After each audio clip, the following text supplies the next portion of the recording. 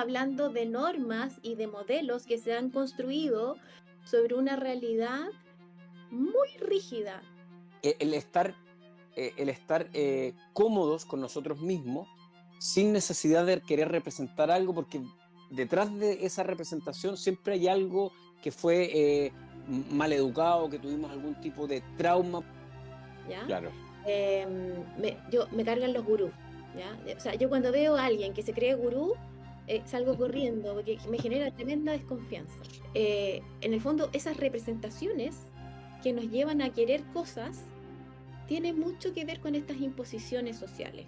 Bienvenidas y bienvenidos a un nuevo capítulo de Artesanos de Nuestra Salud. El día de hoy, como todos los capítulos, tengo una invitada súper interesante que tiene que ver con relación, ¿no es cierto?, a nuestra biología y aspectos estructurales, culturales y sociales. Vana Lombardo, ¿cómo estás tú? Bienvenida. Tú eres enfermera matrona, máster en sexualidad humana, eso es importante, En y sexo- nuevamente, en perdón, sexología.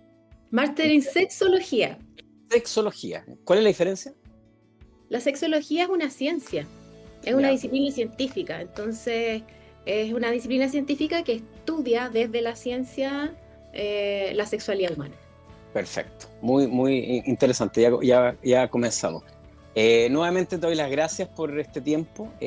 Ha sido maravilloso. Yo te conocí hace poco por las redes sociales, un live que hiciste con la Vale Radrigán. Vale, sí, Sí. potente. Y claro, seca, tiene un par de libros. Bueno, con ella también la tuvimos acá presente en este pasquín de divulgación. Y bueno, nuevamente muchas gracias por tu tiempo y vamos a aprovechar de tomar lo que recién dijiste, ¿no es cierto? Cómo la ciencia se está y se debe interesar en todo lo que nos convoca como especie. Y yo en la mañana estaba refrescando la memoria, hice un barrido rápido desde mi concepción, desde el punto de vista de esta cultura, ¿no es cierto? Y también de cómo me enseñaron, y básicamente no me enseñaron, la sexualidad, ¿no es cierto? Lo poco Sí. y nada que tuve en el colegio fue un rasgo pequeño anatómico, básicamente nuestros órganos y algo de hormonas, y sería, porque la sexualidad, y aquí quiero hacerte la pregunta, ¿no es cierto? A nosotros nos las enseñaron por lo menos los de nuestra generación, 50 y para abajo, ¿no es cierto? Y sobre también, desde el punto de vista de la religión, de esa relación pecaminosa, de esa alegoría de Adán y Eva, donde fue Eva, ¿no es cierto?, la mujer, muy machista, que comió cuando no debía comer, que por eso empezamos a avergonzarnos de nuestros cuerpos, a taparnos, y la mujer pasó a ser vista desde el punto de vista como cárnico, ¿no es cierto? Y casi pecaminoso, y todo lo que tenía que ver con el sexo y la sexualidad era tabú. Sí, bueno, aquí podríamos estar ahora hablando porque solemos echarle la culpa a la religión y a la ideología judeocristiana de ¿Mm? todas nuestras trancas relacionadas con la sexualidad.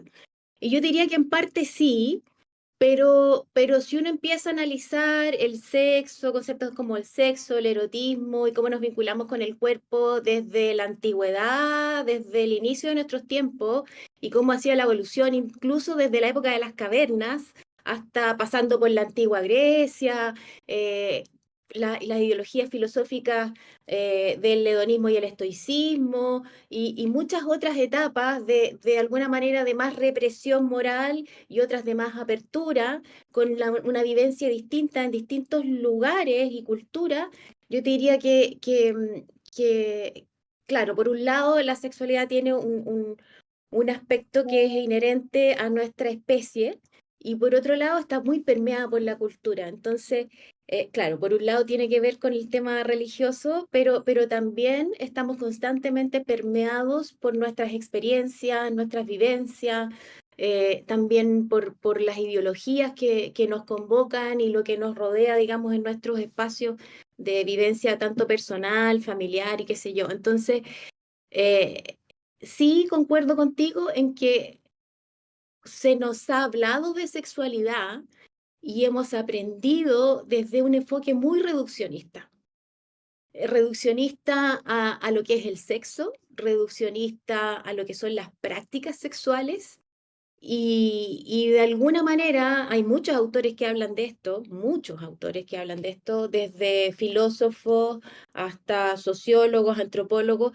Se ha utilizado este concepto de sexualidad también como un elemento de control social, como un Claro. elemento que permite normativizar muchas cosas, que no digo que esté bien y mal, ¿te fijáis? De alguna manera la norma orienta y ordena, da una estructura para algo, pero también se ve que en algunos momentos de nuestra historia y en algunos lugares y culturas especialmente es más restrictiva y esta normativización tan estricta eh, hace que se vayan generando dobles estándares, doble moral sexual, genera un espacio, un vacío enorme de desconocimiento, de temor a conocer, a explorar, y eso es un factor de riesgo para muchas cosas. Pero, ¿tú concuerdas conmigo en que teníamos una mala educación sexual Tenemos, paupérrima? Sí, bueno, pero me parece que ahora se habla más. O sea, ya el hecho que nosotros estemos acá, pero yo recuerdo en el colegio, en la misma universidad, nosotros como especie deberíamos tener una educación, ¿no es cierto?, súper profunda desde el punto de vista biológico, fisiológico, bioquímico, desde el cuidado también, desde el respeto con la otredad.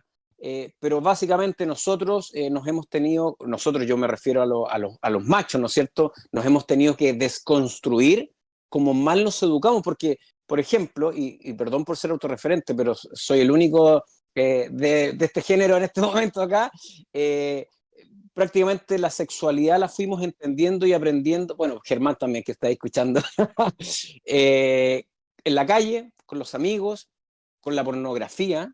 Imagínate lo que te estoy diciendo, porque eso también es un punto súper importante. Nos construíamos de alguna otra manera el deber ser del acto sexual propiamente tal, como una máquina sexual, porque ¿qué es lo que nos decían? Oye, en el fondo el super macho tiene que ser de tal y cual manera, eh, pero tampoco nadie nos educó de buena manera y familiarmente también, porque no era fácil hablarlo con el papá. Yo me acuerdo, por ejemplo, y seguramente mi padre y mi papá es un gallo joven, que cuando yo le dije la primera vez que yo había tenido una relación sexual, me dijo, oye, pero estás teniendo actitudes de hombre grande. Y eso fue todo. Y después de viejo, yo lo conversé con él y él me dijo que cuando él habló con mi abuelo y le dijo que le gustaba una niña, mi abuelo le había dicho, "Ah, ya, no hueve, váyase". Entonces uno puede lograr, ¿no es cierto?, entender de alguna otra forma Sí. las pocas herramientas que tuvieron quizás nuestras familias para hablar de esto. Sí, es que por eso te digo que todavía es así, y concuerdo absolutamente contigo que la educación es absolutamente reduccionista.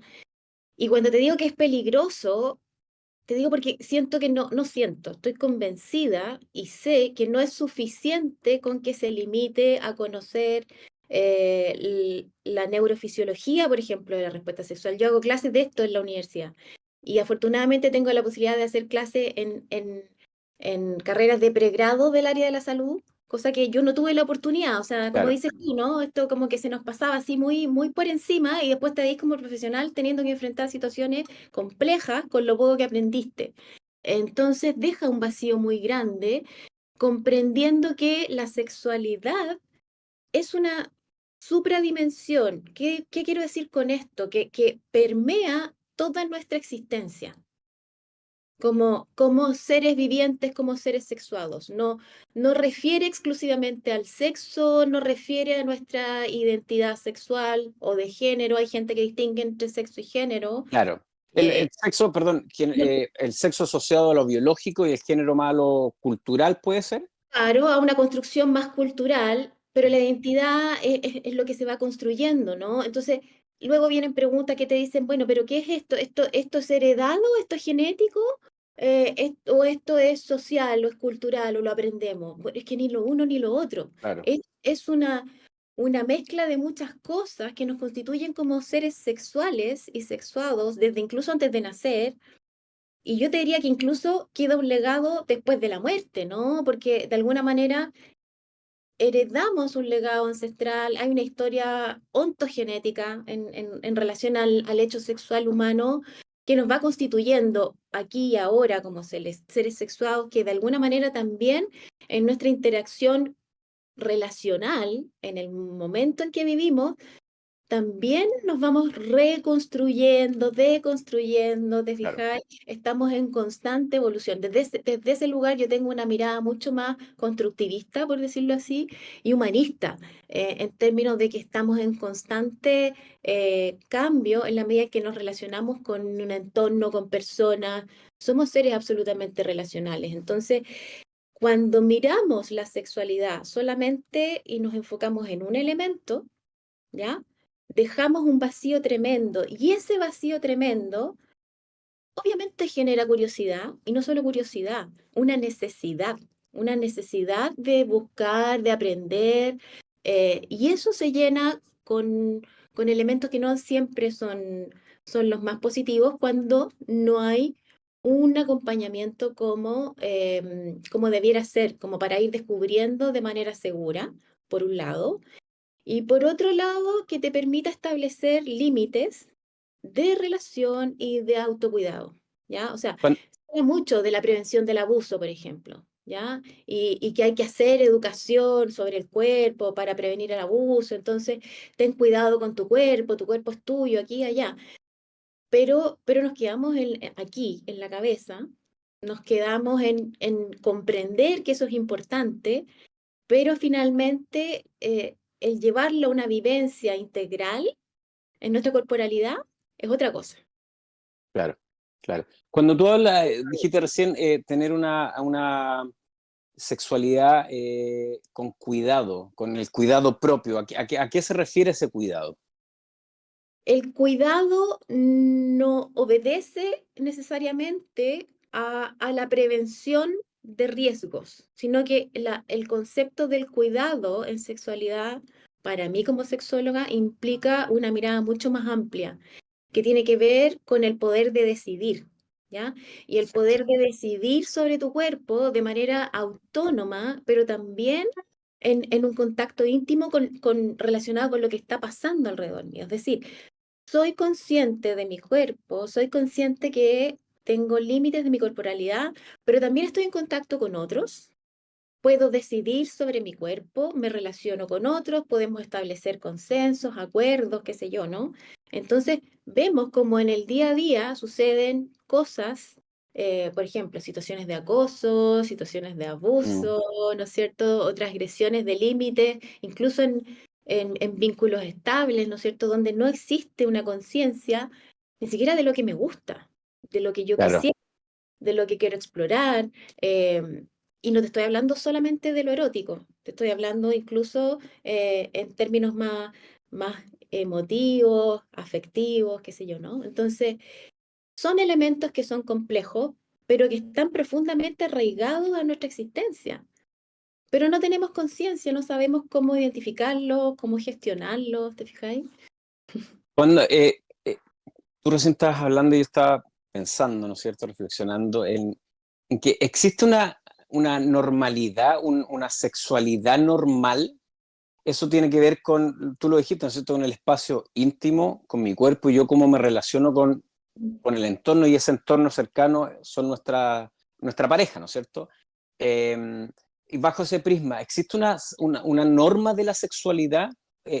Porque vuelvo a lo mismo, ¿no es cierto?, que dije anteriormente, nosotros nos fuimos construyendo con el deber ser, que había como un patrón, un estereotipo, y era un canon que era ni siquiera cuestionable, ¿no es cierto? Oye, yo tengo que tratar, haciéndolo desde el punto de vista reduccionista, ¿no es cierto?, de tratar de estar con más mujeres posible. En base a eso yo voy aprendiendo y voy siendo el macho que la sociedad espera, y la mujer, si lo hace, le ponemos un sticker, ¿no es cierto?, la lapidamos, De puta. pero claro, ¿sí? Se Con puede decir el honestamente, cebo, claro. Sí. claro. Que a mí también siempre me hizo ruido y yo decía, pero bueno, ¿cómo? Si ya el cuerpo que nos acompaña, ¿no es cierto?, nos da placer, yo lo encontraba fantástico, ¿y por qué yo tendría que ser solamente el poseedor de ese placer y no porque la otra persona? ¿Qué importa que sea una mujer y que ella es la que quiera sentir placer y le encante y lo haga? ¿Qué problema hay? Entonces, bajo ese prisma, ¿no es cierto? Existe una norma actual en el pleno siglo XXI, en el Tecnoceno, Sí, existe. muchas normas. O sea, depende, sería súper ciega si negara que existen normas, ¿ya? Otra cosa es que a mí me gusten las normas o desde dónde miramos esas normas. Las normas siempre han existido en la medida que como seres humanos conformamos sociedades y nos constituimos en culturas, ¿ya? Entonces esas normas van variando. También hay distintas normas. Hay normas que tienen que ver con lo social, ¿ya? Lo normativo social, lo que por ejemplo en Chile se reconoce como socialmente aceptable, probablemente Claro, y en otros lugares y en otras culturas, ¿te fijáis? Existen las normas que tienen que ver con lo espiritual, con lo religioso, con las creencias, ¿ya? Y eso también va variando, ¿no es cierto?, en distintas familias, en distintas culturas, en distintos lugares geográficos. Existen las normas relacionadas con la ciencia y la salud, ¿ya? También, o sea, si en algún minuto la norma y el poder, de alguna manera moral, sexual, estaba dominado por la ideología religiosa, yo diría que a mediados del siglo XX, de ahí para adelante, fue la ciencia la que empezó a dictar la norma. Entonces, empiezan a aparecer los manuales que describen lo normal y lo patológico. ¿Te claro, fijas? ¿Qué es y desde ahí lo que corresponde y lo que no. Entonces tenemos un tremendo listado de parafilias, con nombres que yo todavía no me logro aprender, porque existen las parafilias para todo.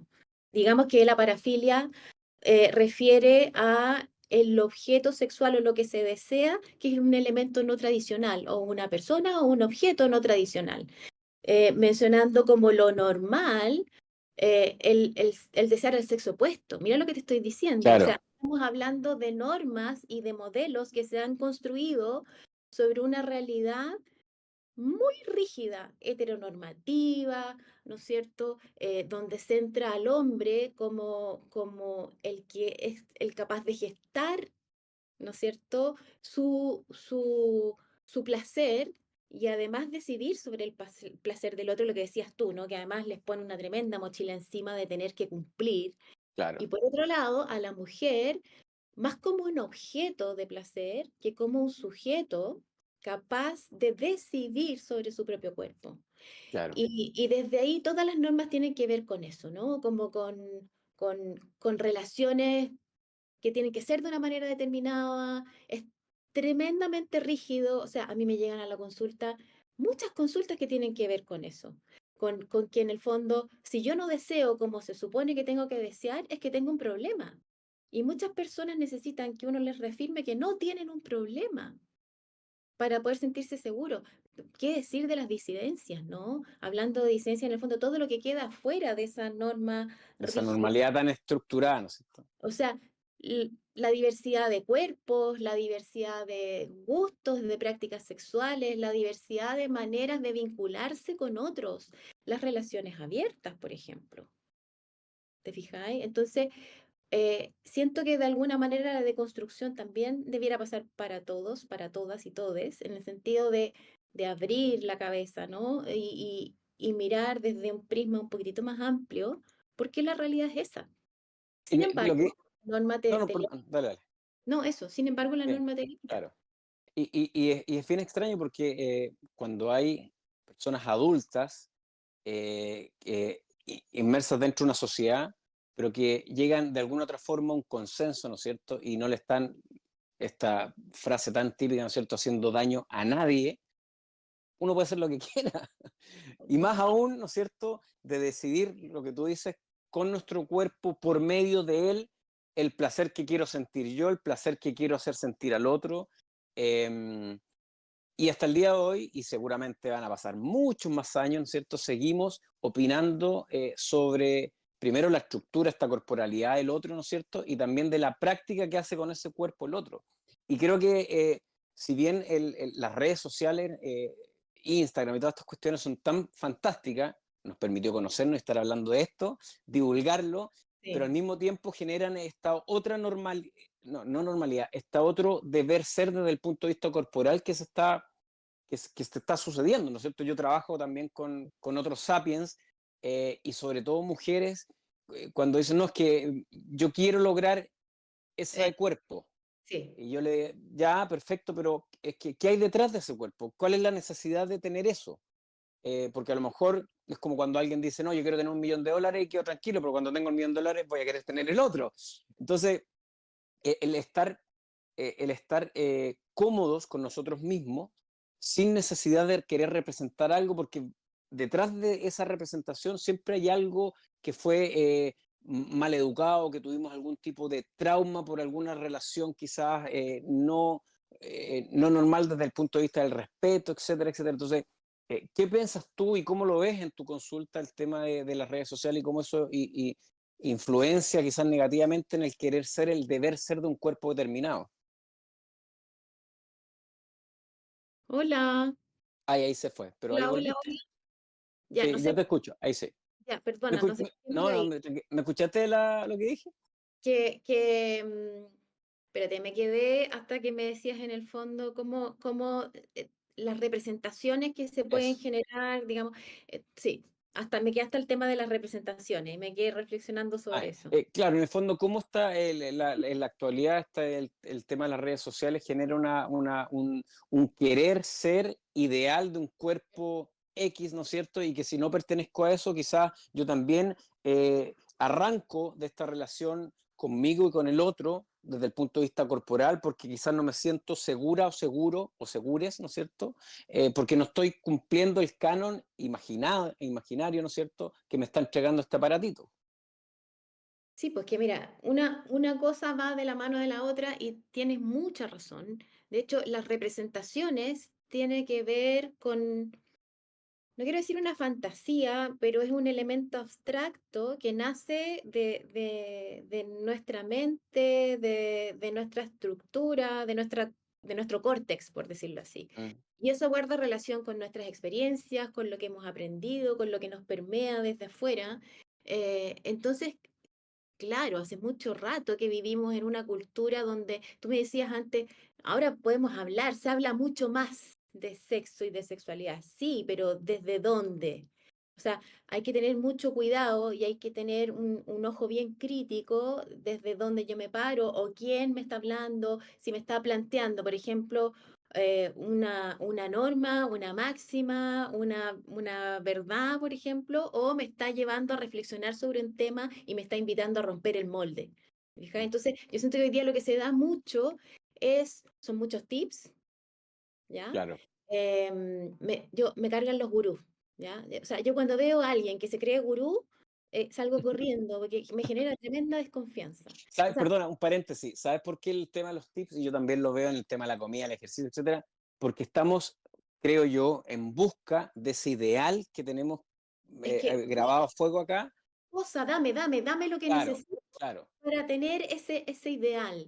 Pero en el fondo, el sí mismo ideal, como decimos en la Gestalt, en la psicoterapia humanista, tiene que ver con esta construcción idealizada que de alguna manera me aleja de mi propia identidad, de mi autenticidad. No me permite conectar con quién realmente soy. ¿Ya? ¿Por qué? Porque de alguna manera me puede generar tremenda angustia. ¿Ya? Me puede generar tremenda angustia, por ejemplo, cuestionarme mi heterosexualidad. Cuando a lo mejor, si yo lo pienso un poquito más, estoy poniendo un ejemplo, Sí, a lo mejor no tengo ningún rollo en relacionarme con hombres y con mujeres. Es más, me gustaría. ¿Te fijáis o no? Entonces, no sé, por ponerte un ejemplo, sí, hoy claro. existe una homofobia interiorizada, ¿ya? Que es tremenda y que tiene que ver con cómo tengo inconscientemente que rechazar elementos de mí misma o de mí misma porque de alguna manera no calzan con esta idea idealizada, valga la redundancia, Mm, que es lo que me permite ser, estar, pertenecer, ¿te fijáis? Entonces, hoy día, claro, existen mucha información, ¿ya? Yo creo que hay una sobreinformación que ponen al sexo, y te voy a decir el sexo, no la sexualidad, Mm, un elemento de consumo, un elemento de consumo claro. más, ¿ya? Entonces yo siento que ahí tenemos una responsabilidad súper grande, porque yo te decía la sexología, ¿ya? Porque en el fondo desde ese lugar yo tengo que tener una ética, ya estar conectada con la ética del cuidado y con la responsabilidad de mostrar, invitar a que tú mismo puedas ir construyendo tu propia imagen de manera segura, y ahí está el cuidado también, ¿cachai? Que te permita conectarte con esas partes que en general no nos permiten, ¿cachai? O sea, si queréis explorar prácticas nuevas, si en realidad lo que realmente necesitas, ¿cachai? Como ser es vincularte de una manera determinada y no como te ha impuesto la sociedad, que seas capaz de aceptarlo y irlo construyendo en tu vida, porque es una necesidad que es súper válida, ¿cachai? Entonces, en el fondo, esas representaciones que nos llevan a querer cosas tienen mucho que ver con estas imposiciones sociales, que Claro. están alimentadas por los medios, que están alimentadas por las redes sociales, ¿te fijáis? Todos los días. Sí, sí, es lamentable y también tenemos una tremenda responsabilidad con las generaciones que vienen bajo nuestro, ¿no es cierto? Sobre todo ahora que están hiperconectadas y también nos pasamos por el otro lado porque empiezan a consumir mucho de todo y nada muy profundo y sabemos lo que puede suceder en la corteza prefrontal cuando un niño que no está totalmente, ¿no es cierto?, desarrollada y tiene input como por ejemplo la pornografía y que ahora es tan fácil acceder, cosa que quizás en nuestra época, por lo menos en mi época, está la Florita y la... Ya pues Florita, está muy interesado con el tema. Había una revista o algo que se conseguía por ahí, pero en la actualidad es un tema también esto de acceder a este tipo de información. Estás a un clic. Desde ahí, claro, totalmente. Por eso te decía que se generan vacíos, ¿no? Y espacios que dan para mucho riesgo. Y porque también se suele decir que la pornografía es un riesgo, la pornografía es dañina. eh, sí, pero en la medida que hagamos vista gorda de que existe esa pornografía.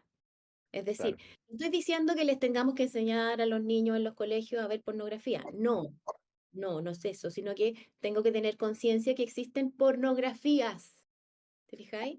Y en la medida que yo le enseñe a ese niño, a esa niña y a esa niña que puede decidir sobre su cuerpo, que tiene la posibilidad, le doy permiso a que pueda explorar y no lo lleno de nos, Ah, desde el año que empieza a educación. solo, ¿te fijáis? Eh, Claro, puede saber que está ahí, pero probablemente va a decidir no acercarse porque no necesita hacerlo, ¿te fijáis? Porque tiene otros elementos de los cuales tomarse para poder ir construyendo esa identidad sexual. Sin Este, embargo, hoy día pareciera ser que en ese lugar es donde se vuelcan las dudas, las consultas, todas las necesidades que son cubiertas de mala manera y van alimentando estas representaciones que son súper tóxicas. claro, tiene que ver de alguna otra forma con los elementos con los cuales convivimos diariamente, además de eso, no sé, el alcohol, la droga, etcétera, y que uno como los que son padres, los que son cuidadores, etcétera, uno tiene que entregar las herramientas y bueno, todos de alguna otra manera pasamos por esas situaciones y ya con las herramientas firmes seguramente entramos y vemos, sabes que esto no me conviene, salgo. O quizás me quedo, no sé, depende de esa construcción y esa educación que tengamos. Por eso es tan importante espacios que sean potentes, científicos, ¿no es cierto?, que de alguna otra forma nos lleven a esta verdad tan ansiada por nuestra especie. Que desde la ciencia no existe. No, po. Y eso es lo importante. Oye, a Entonces, propósito, hay que tener cuidado con los gurús y con la gente que te sí, dice, po. mira, esta es la verdad. O sea, yo de ahí, aléjate. Oye, mira, seleccioné, hay un libro que me encanta. Dame un segundo. Aquí Germán va a tener que hacer su magia porque déjame pasarle la pelotita. 30 segundos a la flora que quiere, tengo el tiro. Ya, perdona. Oye, relájate, yo también, Esto se permite en YouTube. oye, yo estoy en mi consulta está en mi casa, ¿Ya? que a mis pacientes les encanta venir presencial porque estoy en un entorno súper natural y rico y como privado, pero cuando hago consulta online, yo también tengo perros y gatos y es una consulta pet friendly absolutamente, entonces de repente Ah, ya, qué bueno. pasan por Esa es mi atrás. guagua. esa es mi guagua. Decidimos no ser padres biológicos, pero la Flora nos quitó la vida. Oye, No, como te comentaba, hay un libro que se llama ¿Por qué es divertido el sexo? Del año, la primera edición 1999, de Jared Diamond. Él es un fisiólogo, es biólogo evolutivo. Y te quiero leer un párrafo que es muy interesante. A mí el tema de la evolución de nuestra especie me raya. Entonces, él parte el libro y él señala que si nuestro perro estuviera analizando y pudiera hablar, verbalizar lo que él ve, diría algo más o menos así. Mira. Dice, estos asquerosos humanos tienen relaciones sexuales cualquier día del mes. Esto desde el punto de vista evolutivo, ¿no es cierto? Bárbara propone tenerlas incluso cuando sabe perfectamente que no es fértil, es decir, exactamente después del periodo. John está dispuesto en cualquier momento, sin importarle que sus esfuerzos puedan dar o no un bebé como resultado. Pero si quieres oír algo realmente fuerte, Bárbara y John siguieron teniendo relaciones sexuales mientras ella estaba embarazada. Esto es tan soez como cuando los padres de John vienen de visita y puedo oír cómo tienen también relaciones sexuales, aunque la madre de John ya hace unos años que pasó por eso que llaman menopausia. Ya termino. Ahora ya no puede tener hijos, pero todavía quiere sexo, y el padre de John la complace. ¡Qué despilfarro de esfuerzo! Y aquí va la cosa más rara de todas. Bárbara y John, así como sus padres, cierran la puerta del dormitorio y tienen relaciones sexuales en privado, en vez de hacerlo delante de sus amigos como cualquier perro o como cualquier otra especie, de respetarse a sí misma, que se respeta a sí misma.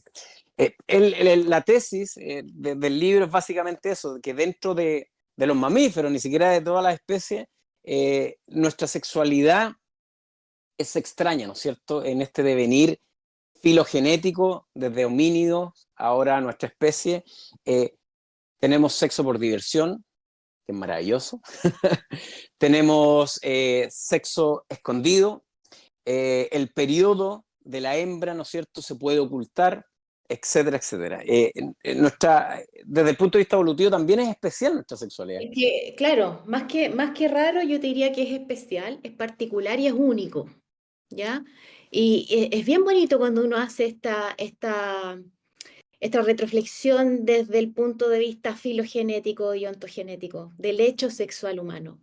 Porque, o sea, raya para la suma, lo que tú me estás diciendo es que la sexualidad no tiene un componente únicamente biológico. Claro. Y es No imposible, solamente reproductivo. y es imposible que lo tenga, ¿ya? De acuerdo a cómo se ha ido desarrollando el hecho sexual humano. Y digo, se ha ido desarrollando porque yo diría que hoy día no sabemos para dónde va tampoco. ¿Ya? También desde el punto de vista evolutivo, ¿ya? Entonces, claro, nos pegamos un salto evolutivo súper grande y claro, visto desde, es como chistoso, ¿no? Visto desde cómo lo miraría un perro, porque ¿cómo es esto? Y, Claro, y porque son tiene que raros.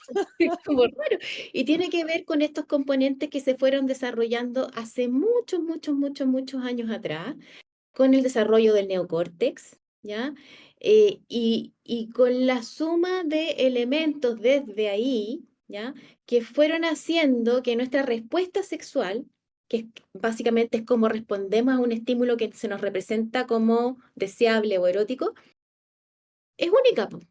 Es Claro. única. Si lo que nos gusta, lo que nos complace, lo que nos agrada, no guarda relación, como tú bien decías en el relato, exclusivamente con el periodo reproductivo. En el caso de las mujeres, no guarda relación exclusivamente con las hormonas, Mm. ¿ya? Entonces, como decía un maestro mío de la sexología, la primera revolución sexual femenina fue esa. Fue cuando la mujer decidió tener relaciones sexuales aún no necesitando tenerla o no sintiendo como esta parte del de ser este componente más neuroquímico, ¿no? Que es más neurofisiológico, que es como la parte más primitiva, por decirlo así, Claro. ¿ya? Eh, Hay otros elementos que tienen que ver con la construcción del deseo, que tienen que ver con una construcción del erotismo que es absolutamente personal, que tiene otros elementos que son colectivos, pero de alguna manera lo que se me representa a mí como sexualmente deseable probablemente no tiene que ver con lo tuyo, o a lo mejor compatibilizamos en algunas cosas y en otras no, ¿te fijas? Y eso es lo exquisito y lo delicioso, lo increíble de la sexualidad. El deseo como tal, el deseo sexual es un elemento que diferencia la sexualidad y la respuesta sexual humana de otras respuestas sexuales, incluso de primates tan similares desde el punto de vista genético como pueden ser los bonobos. Sí. Son Entonces, desordenados eso. ellos saben resolver los conflictos. Sí, vamos, venga. Ese es Sí, mi problema. nada, todo se arregla con sexo. Sí, está De perfecto. ahí, y de ahí, fíjate, hay elementos que son muy bonitos. O sea, nuestra piel ya no está cubierta de tanto vello, de tanto pelaje, Claro. y está llena de receptores sensitivos, ¿ya? Que de alguna manera al estimularlos nos permite sentir sensaciones, objetos subjetivas de placer. ¿Ya? Entonces, estamos llenos de zonas erógenas. Por otro lado, también se fue gestando esta necesidad de vínculo y de intimidad, también desde el desarrollo del hecho sexual humano, ¿ya? Entonces, la búsqueda de intimidad, ¿ya? Tiene que ver con lo privado, con lo particular, ¿cachai? Y eso lo hace tremendamente único en términos de especie y también en términos individuales. Oye, y qué bello poder este tipo de cosas con nuestras parejas. No es que yo tenga, hablo en plural por cada una de las parejas de cada persona, y no dándole catalogándolo como bueno o malo, no, estoy hablando en general en plural. Que poder conversar todo este tipo de cosas y tan abiertamente, porque también yo he tenido la posibilidad de conocer gente que estas cuestiones en el nicho propio, familiar, no lo tocan, no lo conversan. Y a mí, que de repente paso a ser no sé, un tercero desde el punto de vista de prestar oreja, para que muchas veces ni siquiera tengo yo la solución al problema, pero por lo menos se pueden desahogar conmigo. Cosas como que deberían ser, oye, pero háblalo con tu pareja, po, convérsalo, o sea, es parte también de esta sexualidad, ¿no es cierto? Porque mucha Claro. gente, que también me ha pasado, la sexualidad es la penetración. No, es mucho antes, es el contacto, el mirarnos, el observar, lo que tú decías antes, lo erótico, que tomándonos de lo que hablamos de la pornografía, que la pornografía no lo tiene, ¿no es cierto? Ese erotismo de mirarte, de sentirte, de saber esa complicidad, ¿no es cierto? Y que no se conversa. Bueno, uno piensa que sí, pero no, la gente en lo más nuclear no hay ese intercambio. Sí, te voy a pasar otro dato de la pornografía. Bueno, primero, para que todos quienes nos estén escuchando, ¿Mm? que reflexionar y remarcar que las pornografías son un elemento de entretención, ¿ya? No son un manual de cómo hacer las cosas, por lo Claro. tanto, representan ficción, fantasía y elementos que pueden ser re eróticos. Y digo las pornografías porque hay pornografías que están orientadas a exaltar estos elementos eróticos que son tremendamente sugestivos y, y no son primeros planos y no están hipergenitalizadas y no están heteronormadas. Entonces hay pornografías que son tremendamente interesantes y disruptivas desde ahí. Incluso se habla de un porno que es el porno ético, ¿no es cierto? En que Ah, mira, no había escuchado nunca ese término. es bien choro porque se trabaja con los actores y actrices respetando, por ejemplo, horas de trabajo, respetando y Ah, consintiendo perfecto. lo que quieren hacer en una escena. Erika Last es una productora de pornos.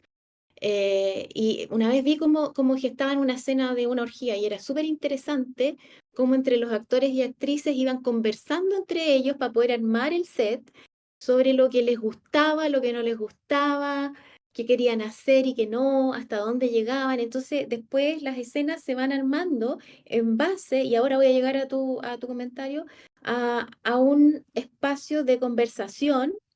Mira lo que te estoy diciendo, incluso Mm. en el porno, y de consentimiento, de consenso y de negociación sobre lo que quiero, lo que necesito, te escucho, lo que tú quieres, lo que necesitas y consensuamos este espacio sexual compartido. Me encanta ese concepto, porque Súper, súper interesante. ¿Cómo se llama la productora? Lo vamos a anotar y lo vamos a poner aquí en el video. se escribe Erika, Erika con K, ¿Ya? Lust, así como tal cual como, Lust. como Perfecto. ella es una de las grandes exponentes súper conocidas sobre porno. O sea, hay otros conceptos que hablan de porno feminista o porno femenino o soft porn. Y se ¿Mm? dice soft porn porque en el fondo es como pareciera que es mucho más soft que este porno mainstream, que es como el clásico, ¿no? Que en el fondo mucha gente usa para estimularse, pero que en Claro. realidad termináis viendo siempre lo mismo, qué sé yo, Sí, ¿no? pues.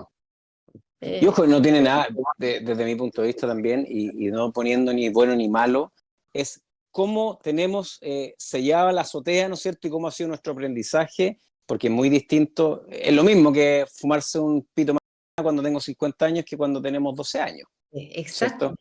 Es lo mismo Exacto. consumir qué tipo de pornografía, en qué contexto, un niño de 12, 13, 14 años, que un viejo, en este caso, como quien les habla. Exacto, o sea, la educación en el placer de Claro, niños, niñas y niñas en las escuelas perfectamente podría tener que ver con gestión emocional, con reconocimiento del cuerpo, con estimulación sensorial, ¿ya? Es decir, educación para el placer también. ¿Te que es fijáis, tan no? importante, eso es lo que hablamos al principio, de esta educación, o no, ni siquiera educación, pero cómo se nos acercó estos temas desde insisto, bueno, yo también estudié en un colegio católico, pero desde el pecado, desde lo pecaminoso de sentir el placer, ¿no es cierto? Y qué tan importante es lo que tú acabas de decir, o sea, es fundamental. Tremendamente importante, o sea, o sea, yo no puedo conectarme con el placer sexual si yo no sé conectarme con el placer en la vida. Claro. O sea, es más de lo mismo, ¿te fijáis? Y pareciera ser que lo tenemos súper dicotomizado y reducido a ciertas cosas que están como ocultas en una nebulosa tremenda. Sí. Oye, para que no se me olvide, la semana pasada hablaba con un paleoantropólogo y llegábamos a una conclusión de que qué interesante tiene que haber sido cuando eh, quién de nuestros homínidos, nuestro antepasado, sintió placer. ¿En qué momento empezó a hacer, oye, yo me imaginaba así, no sé, puede ser quizás cuando ya teníamos un desarrollo encefálico importante, empezamos a tener autoconciencia, eh, especulando, porque esto nos fosiliza, pero ¿en qué momento, oye, esto es rico y no solamente se puede utilizar para la descendencia, ¿no es cierto?, para esparcir nuestros genes, sino que es rico. Claro, yo siento que un camino súper orgánico probablemente, ¿no? De ir muy explorando lo que sensorialmente me gusta, más que tomando conciencia racional de las cosas. Mm. El poder saber cuándo precisamente va a ser imposible, sería Sí, imposible, ¿cierto? sí, Pero si uno pudiese, como decís tú, ir hacia atrás y fantasear cuándo fue, probablemente tiene que ver con todos estos elementos que van confluyendo, ¿cierto? Lucy, sabemos Lucy que fue sí, ¿no es cierto?, la hominida Australopithecus. que fue capaz de bipedestar, ¿ya? Ahí hay un elemento interesante, por ejemplo, y es que con la bipedestación El canal del parto. cambió la estructura pélvica y al cambiar la estructura pélvica femenina, ¿no es cierto? Los diámetros de la pelvis y la cría tenía que nacer en un momento determinado, ¿no es cierto? Para poder pasar por ese canal del Claro, parto. Entonces la cría humana, ¿no es cierto? Nace de alguna manera, entre comillas, inmadura en relación con otros mamíferos, porque no es capaz, ¿no es cierto?, un recién nacido humano de satisfacer sus necesidades por sí mismo. Y claro, eso lleva a que tiene que estar, ¿no es cierto?, esta cría humana en brazos de su madre, ¿no es cierto?, quien es capaz de proveer esas necesidades básicas. Entonces el contacto piel con piel va generando, ¿no es cierto?, muchas cosas y conexiones que te van haciendo sentir no solamente satisfacción de necesidades básicas biológicas, como la alimentación y qué sé yo, sino que también te conecta con otras cosas. Entonces empieza a aparecer esta necesidad de vínculo. claro. Y ahí entramos a hablar de vínculo, de apego y qué sé yo, ¿no? Entonces, mira, hay un autor que quizás te gustaría leer, es como complejo, pero es interesante, que es Manuel Lucas. Habla en un libro que se llama Sed de piel. Manuel Lucas, Set de piel, ¿ya? Dice Sed de piel, feminizar el futuro y pone un signo de interrogación. Y ahí habla de todos estos elementos que van confluyendo y van constituyendo esta necesidad, esta conexión y esta motivación de la búsqueda del placer, que finalmente es lo que nos mantiene vivos. ¿Te fijas? Claro, Es como la motivación de la existencia tiene que ver con eso. Epicurio. Oye, Ivana, yo estaría hasta mañana conversando, pero tú sabes que estos espacios son con tiempos relativamente acotados. Ha sido súper interesante, espero que tú lo hayas disfrutado, lo hayas pasado bien. Y por qué no, quizás en un futuro no muy lejano, volver a conectarnos sería maravilloso. Y la gente que vaya a escuchar, vaya a ver este programa, vamos a poner tu Instagram también para que te sigan. Lo disfrute, aprenda y tenga esa curiosidad intelectual de seguir, ¿no es cierto?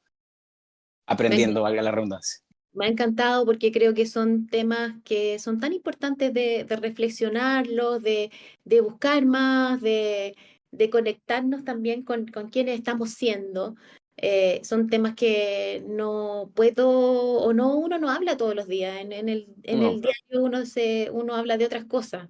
Me conecto más con problemática sexual, te fijas, y con otro tipo de cosas. Pero volver a repensar esto y a reflexionar sobre esto nos lleva a lugares súper interesantes y a desafíos también pendientes. sí, po. Oye, un millón de gracias y te voy a estar contactando más adelante para volver a conversar. Y si vienes por estos lados y si yo voy a la cuarta región también, ahí nos tomaremos un rico expreso y algo más. Feliz. Un Ya. abrazo Un beso grande, grande. besos, chao, chao a todos, felicidades.